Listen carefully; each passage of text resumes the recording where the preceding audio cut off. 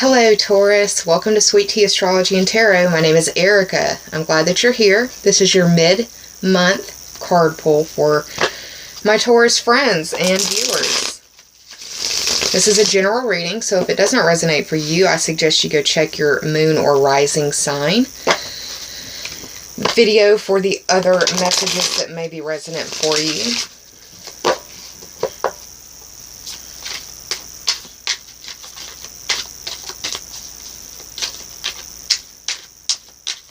I'm going to pull 5 cards for you and also the underlying theme or the overarching energy card. A little something different.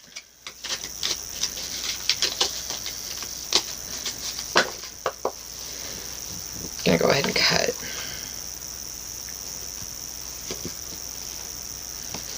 And Taurus, you have a full moon in your sign coming up on the 14th or 15th, depending on where you live on the planet. So things may be feeling or starting to feel emotional for you. I'm going to leave this here because I need to shuffle your oracle cards too.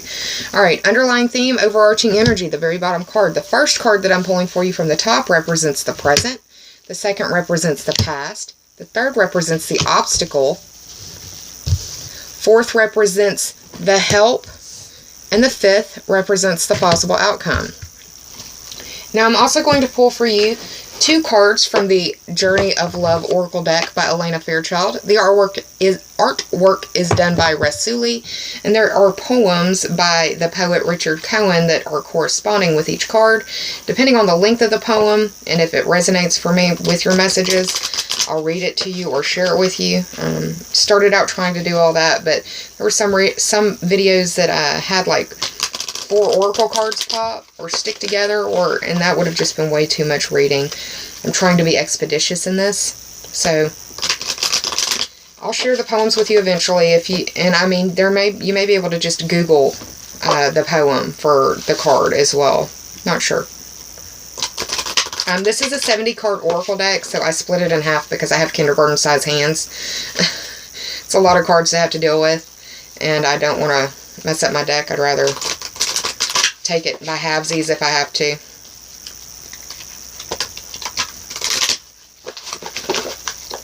So, now that I feel like they've been shuffled enough, I can do this. For my Taurus friends for this mid-November. Alright, let's cut.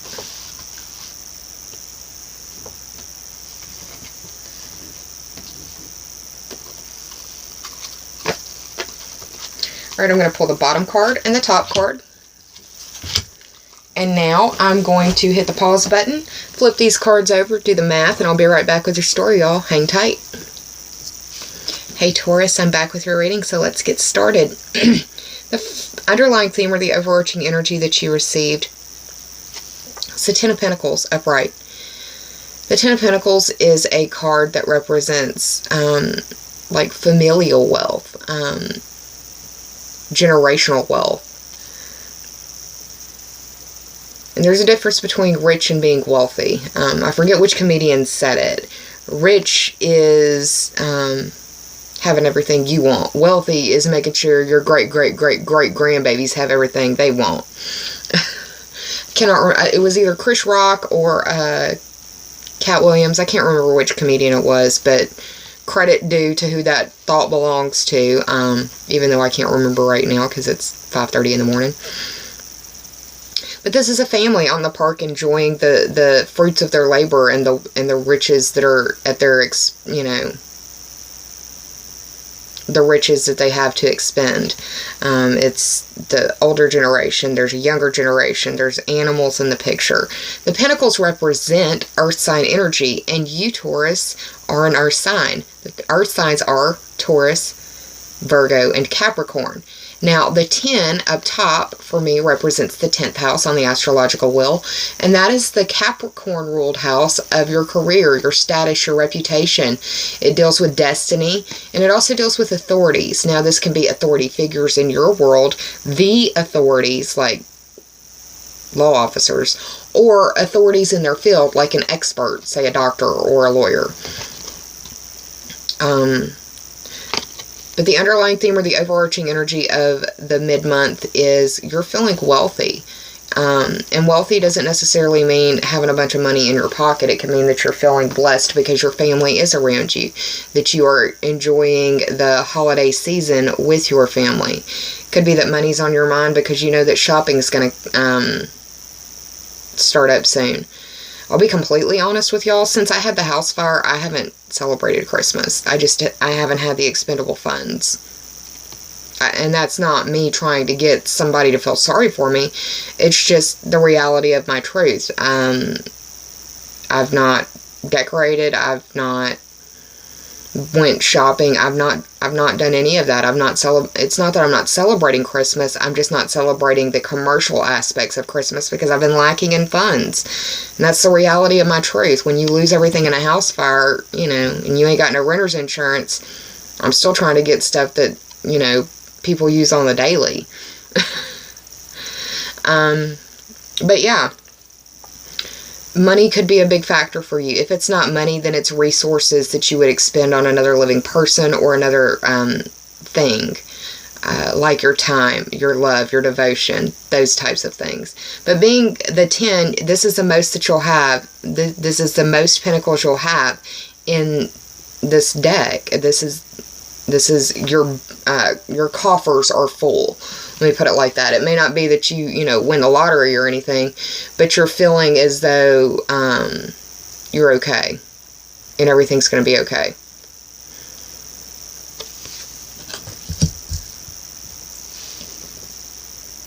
You aren't having any 10th house energy, astrologically speaking, but you're having a lot around it. 9th, 10th, and 11th. So, 8th, 9th, and 11th. You don't really have a lot of 10th house energy, but,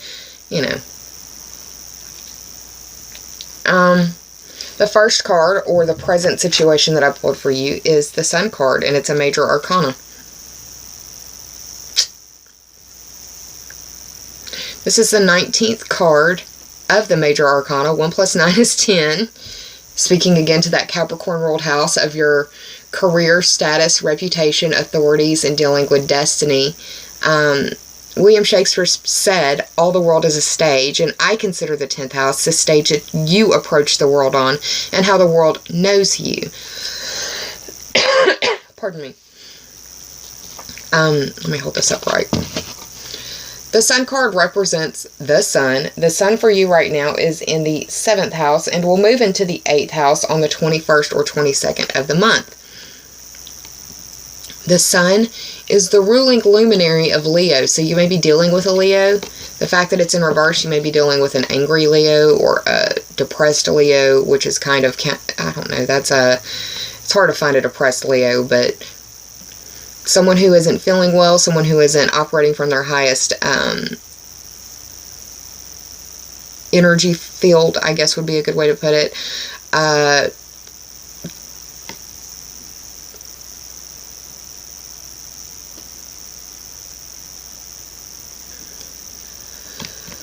The Sun represents self-expression. This may involve a 5th house situation because Leo rules the 5th house and the Sun is the ruling luminary of Leo. That's the house of your pleasure, your social life, your children, creative endeavors. It's also the house of romance and dating, falling in love. The Sun card upright means success and fulfillment, but the fact that it's in reverse could feel like you don't feel fulfilled in some way. You or this Sun energy person, Leo, with the Sun being in Scorpio, it may be a Scorpio. Just really depends, Taurus. It could be that you're feeling tired as well because of this full moon that's about to come up. Whenever I see the Sun in reverse, I think low, like physical energy as well.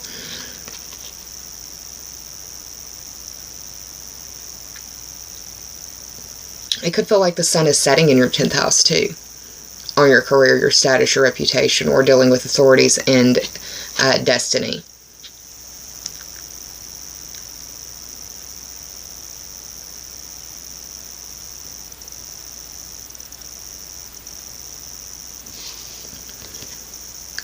You could feel like the rug has been pulled from underneath of you as well.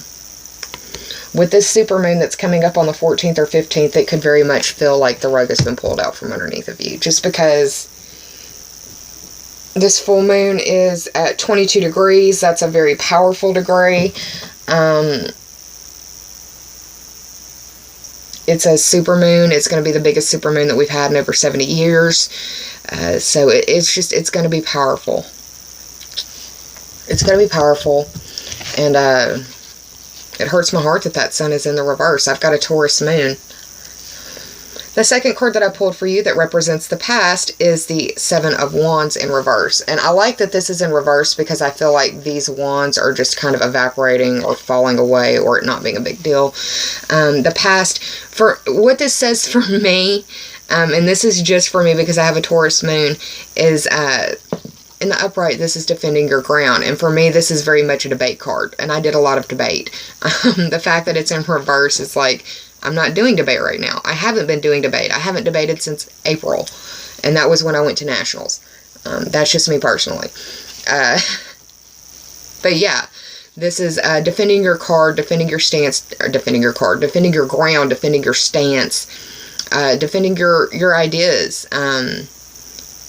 The fact that it's in the past means that this is something that, if it hasn't happened yet, it's going to soon be happening and will be a part of the past by the end of the month. The 7 represents for me the Libra ruled house of your partnerships, how you identify with others, how you learn about yourself through those partnerships. It's counseling and it's dealing with open enemies. The wands represent fire sign energy, and the fire signs are Aries, Leo, and Sagittarius. I feel like you're dealing with a Leo because the Sun card came up in the present situation. So we've got the Sun in reverse. We've got the 7 of Wands in reverse. I really feel like this is strong Leo energy that's being spoken of right now. The third card that you have, which is the obstacle, and this is in the upright, this is the 6 of Pentacles. I think of Libra whenever I see this card because of the scales. And that's their, like the Scorpio has the scorpion and the Aries has the ram. The Libra has the scales.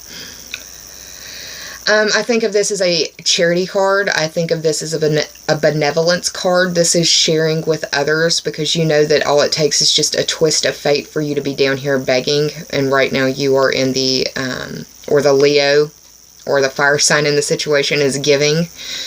And you may be on the receiving end. The Pentacles represent earth sign energy, and that is Taurus, Capricorn, and Virgo. This could be involving you, or this could be involving money. The Pentacles also represent money and resources. Resources are anything that you would spend on another living person or another thing. Your time, your money, your energy, your love, devotion, affection, those types of things.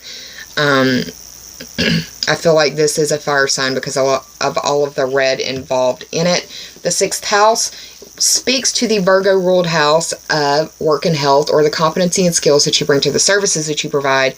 It also speaks to your day-to-day to-do list, the daily minutia, the daily tasks, what you do on the daily.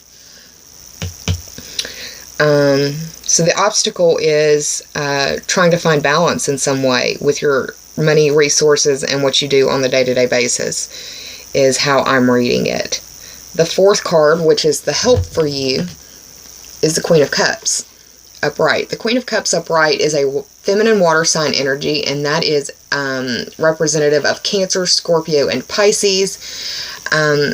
This individual is very intuitive. She knows what's going on. She sees through the veil. She sees past the veil. She understands what's in the cup without even having to open it up. She's very intuitive. She's empathic. She's compassionate. She can be very emotional, though. She can get lost in her emotions. The fact that she's in the upright, she's probably helping you through this time.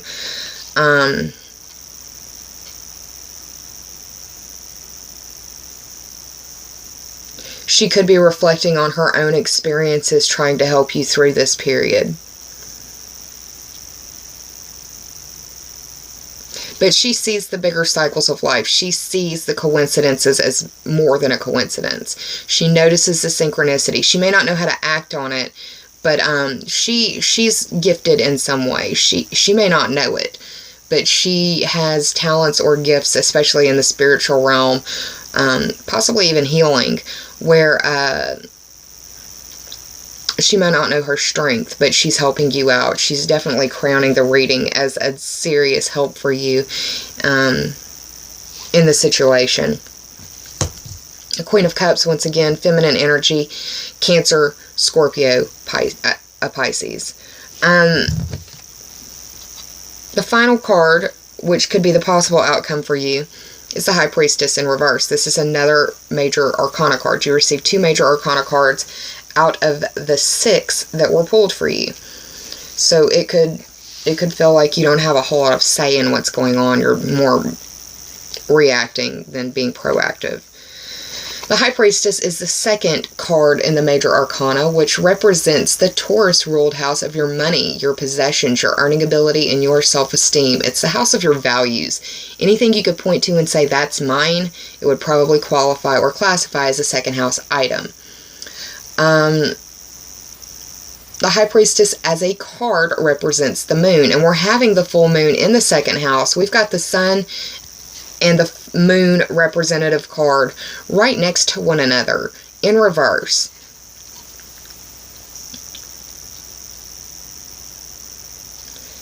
Whatever it is that goes on this month could feel like it's damn near an eclipse for you. It's that transformative.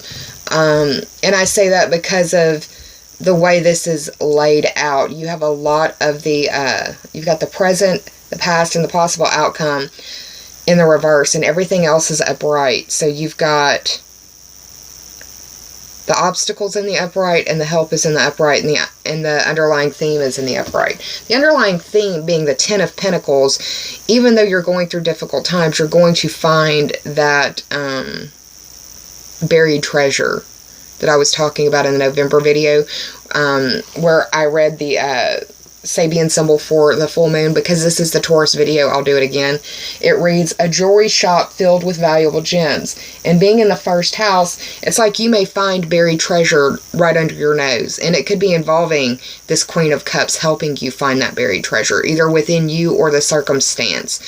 If it's not the Queen of Cups, it could be the Leo energy or the Sun energy. I really feel like it's a Leo because of the representation of the Sun and the red right here.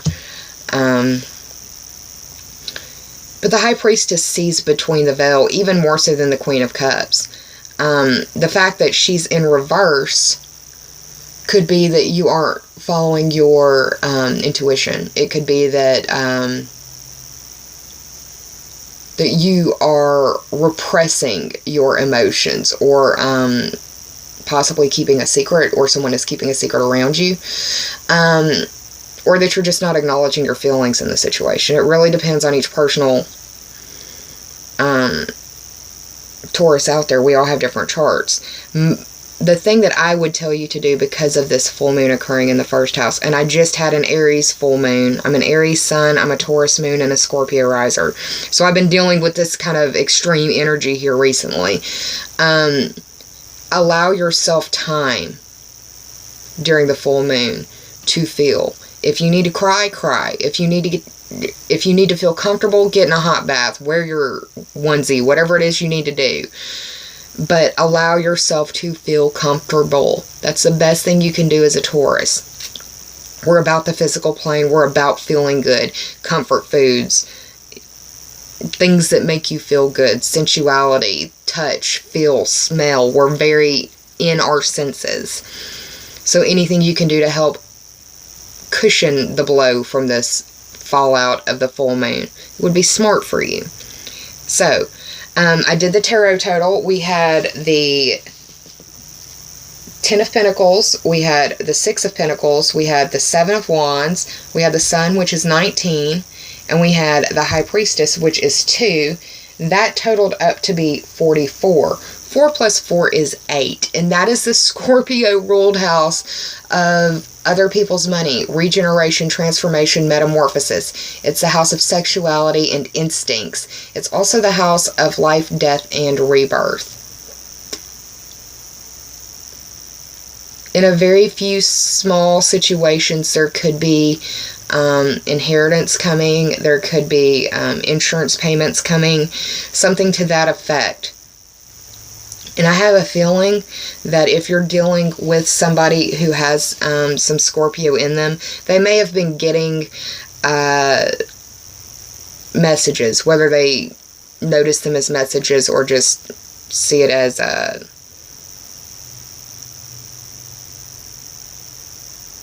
what's the word I'm looking for? A bright idea or something like that. The Scorpio, I know I've been getting a lot of messages recently. And some there's been nothing I can do about. It's just I'm having to learn how to deal with messages that I get that there is absolutely nothing I can do about. And that's difficult for me because I'm a fixer. So yeah, 8th house, Scorpio. The sun is in, well, your 8th house, Taurus, is Sagittarius. That's the zodiac sign for the 8th. But Scorpio rules the 8th. Yeah, that's what I've got for that. Let me see. Your first oracle card is self-initiation. This could be a self-start point. This is the 12th card of the 70 card deck of the Journey of Love deck from Elena Fairchild. The 12th house for me is the house, well, when I see the 12, I think of the 12th house. And that is the house of your limitations, your secret enemies, your secrets that you keep from yourself. It's the secrets in your dreams. It's repression. It's karma. It's self-undoing. This really does feel like it's a rebirth situation for you or someone else close to you.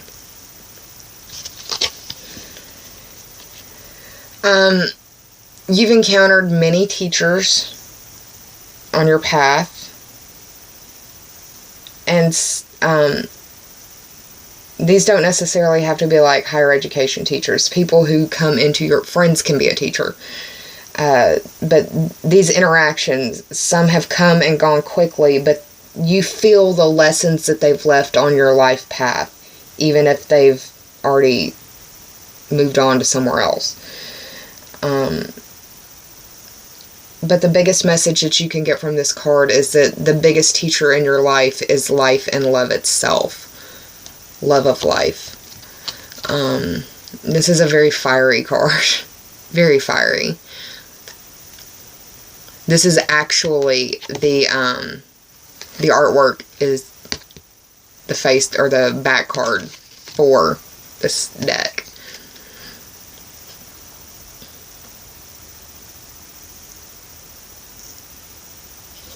And don't be afraid to be your own teacher. Don't be afraid to learn on your own. Don't be afraid of solo studies. I've embraced solo study for the last 2 years, just studying astrology on my own. The second card that you received is the Cosmic Butterfly. And whenever I think or see butterflies, the very first thing I think of is the 8th house because of that transformation, metamorphosis type energy. This is the 36th card of the Sacred Rebels, of the Journey of Love Oracle deck. I say Sacred Rebels sometimes, but this is the Journey of Love. 3 plus 6 is 9. That speaks to the Sagittarius ruled house of long distance trips, adventure, higher education, philosophy, religion, the study of those things. Also foreign people, foreign places, and foreign things. This is a rebirth card. If it feels like life is, or if it feels like your life is falling apart, understand that it's to build you up stronger than ever before.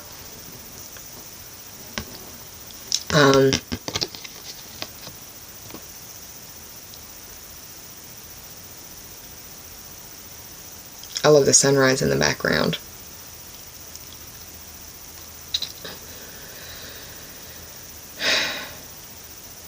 Surrender your need for certainty to being open. There is, for some of you, the blessing of a possibility of a lifetime coming to you. It could feel very destined. But the overall energy of this card is that you need to embrace life and relish in your enlightened path.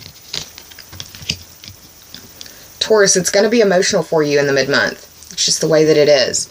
Breathe, baby, breathe. Employ your self-care measures. Be kind to yourself and others, because we're all going through very specific trials in our world that some of us may never speak about to another living soul. Also, I'll be around in December for your December videos. I'm working on the 2017 information as well. I hope that you have a happy holiday season. Remember what it's about. Take care of yourself and those around you. I'll see y'all in December. Bye.